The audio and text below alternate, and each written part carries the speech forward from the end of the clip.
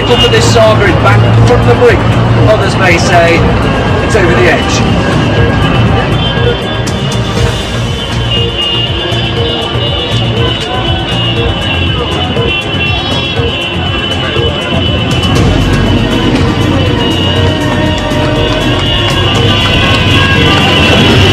You should be ashamed of yourself, mate.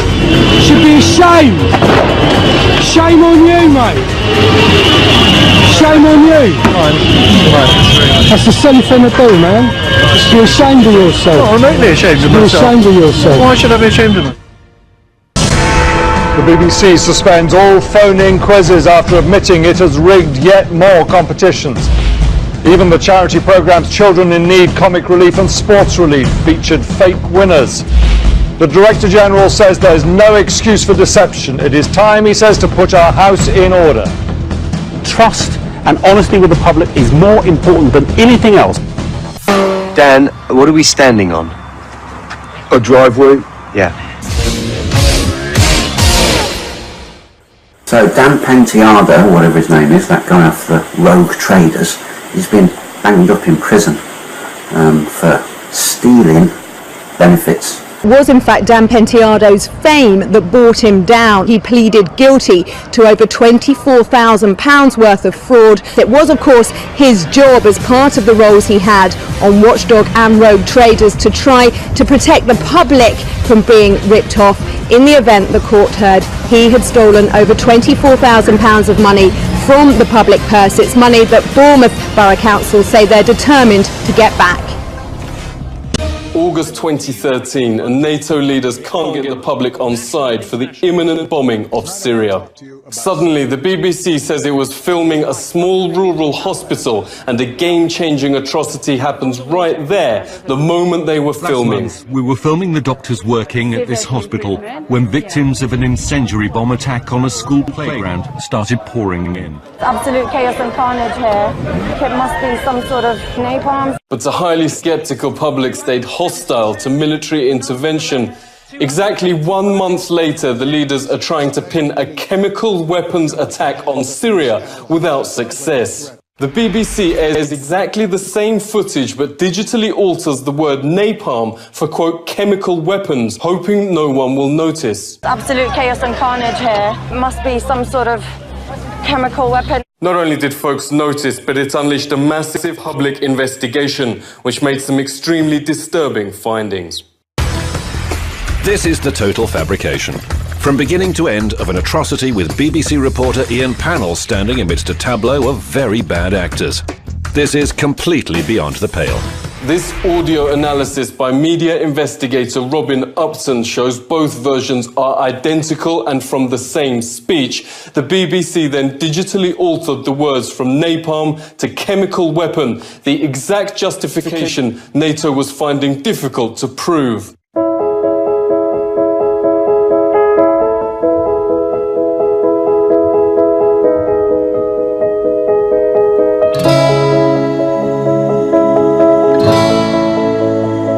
Media is really important to me, and of course how it gets across certain truths to the population. And what we're seeing with the BBC is an institution that's really just seems to be giving the views of the establishment. And obviously a lot of these people are realising it, so that's why they're here, I hope. We were talking on the way up here today, and we were saying how sort of maybe 6 months ago I'd completely trust the BBC, and now this has all come out and the lying and the deceit. I'm completely shocked, and if they've deceived us in this way, how do they deceive us in other ways and all the news? I've got a funny feeling the BBC aren't going to listen, so this is only going to be protest 2 of maybe 3 or 4, and I would imagine the numbers are going to double every time there's a protest. And pretty much I stopped paying my licence after Jimmy Savile was defended by them, and I'm never going to pay them another penny, and a lot of people are like me.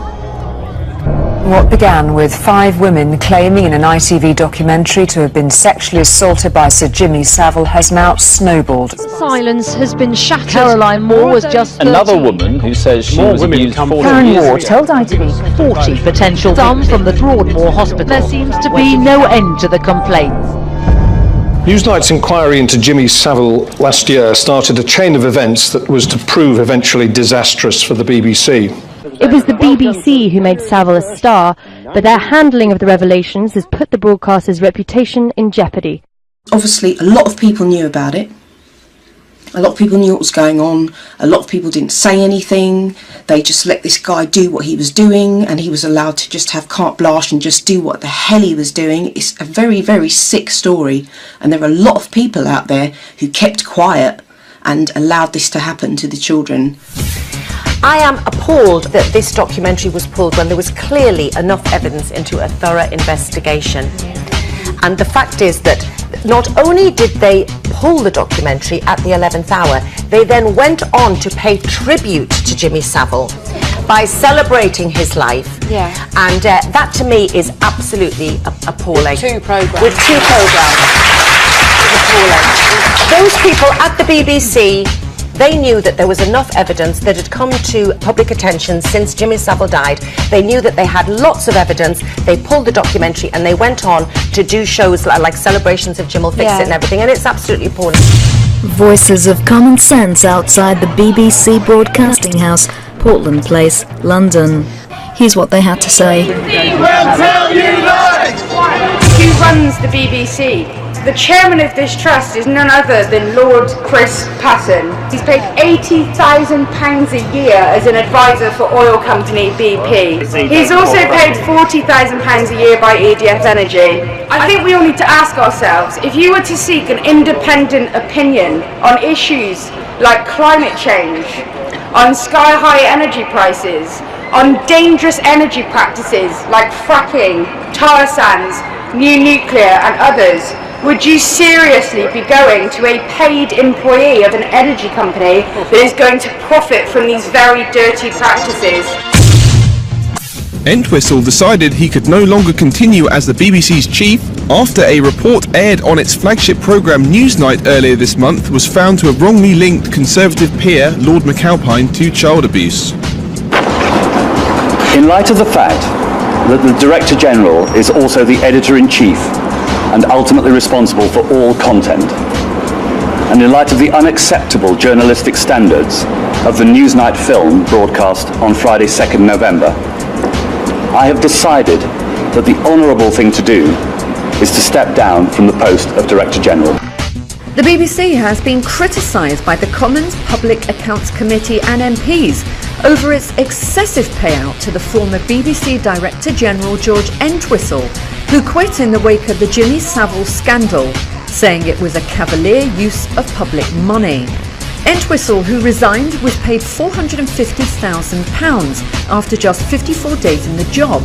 This payment, however, was criticised by the Commons Committee, who said it was out of line with public opinion.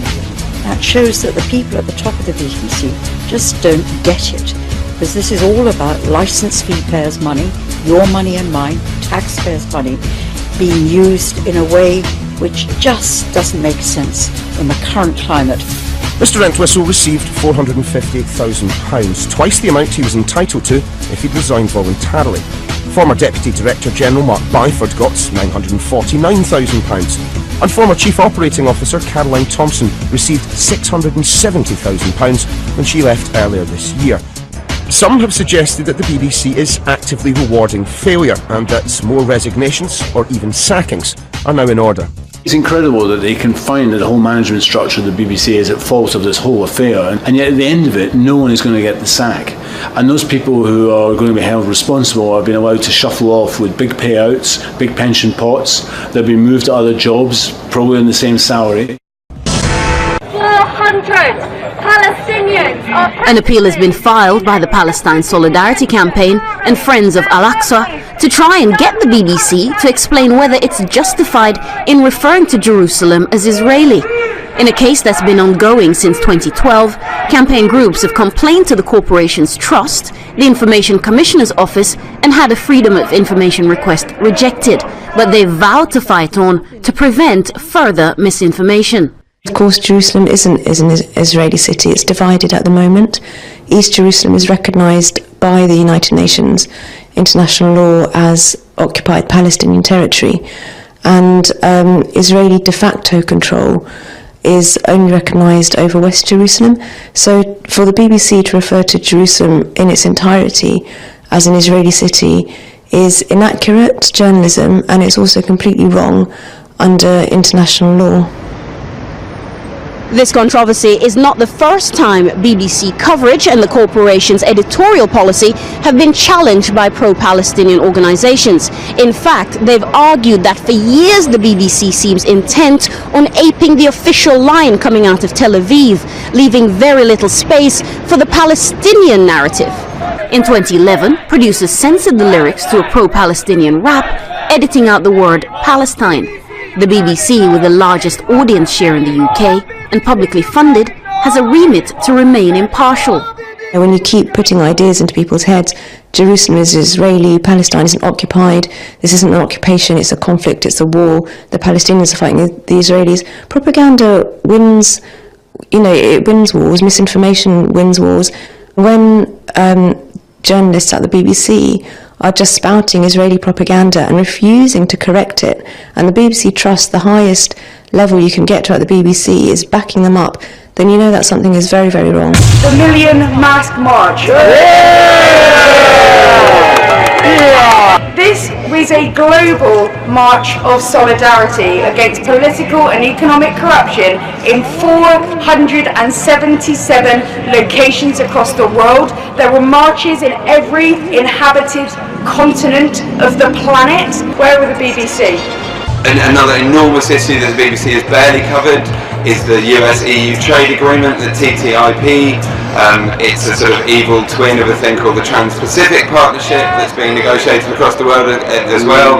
And these are basically agreements that are designed to have secret corporate tribunals make decisions about how our economy works. Any regulation that a government puts in place to give rights to people, to protect the environment, anything that might make the costs that corporations have to cover greater, the corporations under these agreements can sue the governments for billions of dollars. I'd just like to ask the BBC why we would report on the £1.2 billion worth of benefit fraud when we're not actually reporting on the £120 billion worth of tax evasion. The NHS marched. 60,000 people marched. The Tory party conference in Manchester. Where were the BBC?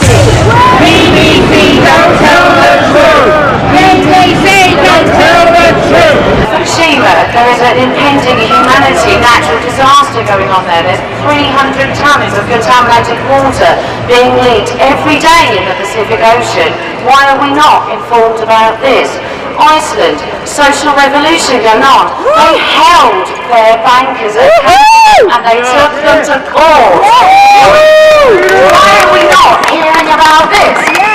99% of their energy is from renewable sources. Why are we not hearing about this? And finally, we've got Rafi Berg, the editor of BBC News Online. Now, during the assault, the 8-day assault that Israel perpetrated on the Gaza Strip just a few years ago, in which hundreds of Palestinians were losing their lives, Rafi Berg was emailing BBC journalists to give them guidance on maintaining a pro-Israel stance in their reporting. An electronic intifada had provided a wonderful report on that you can read online. Now, the Director of News and Current Affairs of the BBC is a former employee of the Murdoch Press. He's a man called James Harden. While he was editor of the Times, this is his last job as editor of the Times, he outed the identity of an important police blogger called Nightjacker. And it was discovered that he'd found the blogger's identity by hacking his emails. His lawyers then covered up this fact in the subsequent court case. This is the person in charge of hiring the news reporters and shaping the editorial content of BBC coverage on hacking and privacy. He's also on record as being pro-Israel, so you can attest to that fabulously unbiased coverage of Middle East issues that the BBC provides.